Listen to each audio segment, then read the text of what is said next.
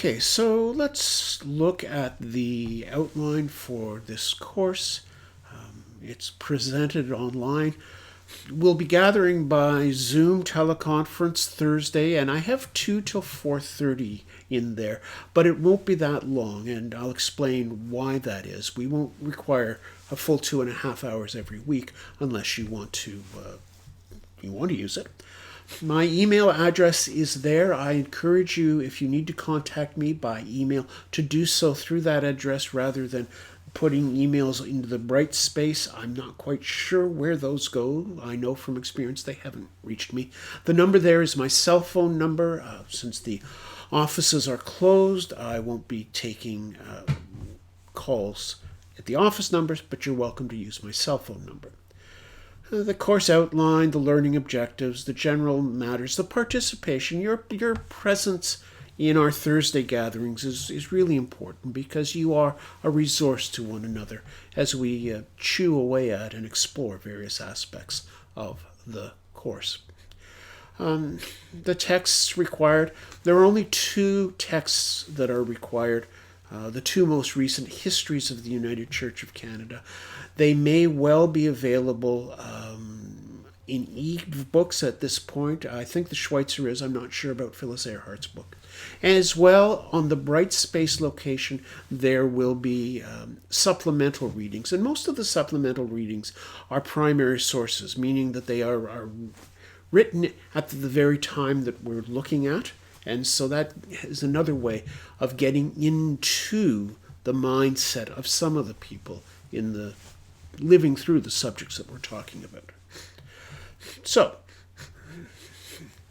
here's the flow of the course. Please complete the week's lessons before listening to the lectures.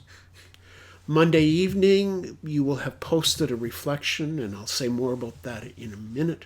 By Wednesday evening, a video recording of a lecture will be available on the Brightspace site. Some people in past courses have said they like to listen to their lectures while they're doing their jogging or walking or whatever. So if you want purely an audio version, that can also be made available. Please, you only have to let me know. And then on Thursday, we'll meet. We'll talk about the lecture, the readings, your reflections, and so on. And each of you will prepare 2 papers or presentations. The first is due on October the 15th, and the second is November the 26th. So, a little more detail. Readings. The readings from Schweitzer and Earhart. All other readings will be available electronically on Brightspace.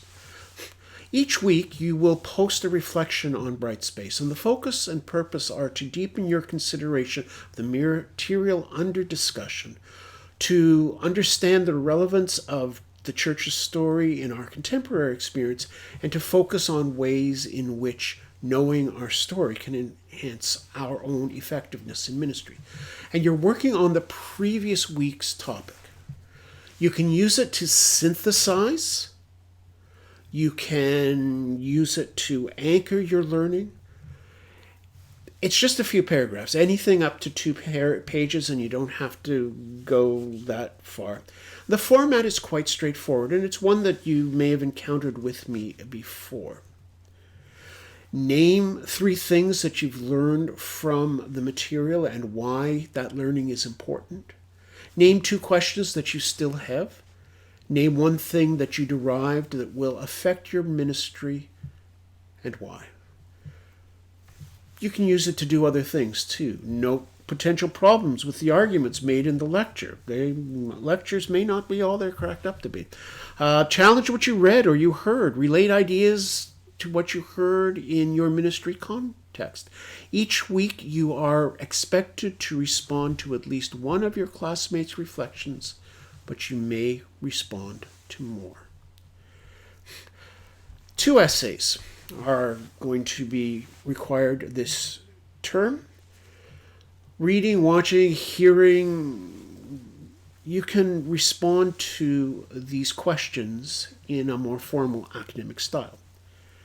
Usual attributes of good scholarship, and so on. These are for you to explore things that are of interest to you.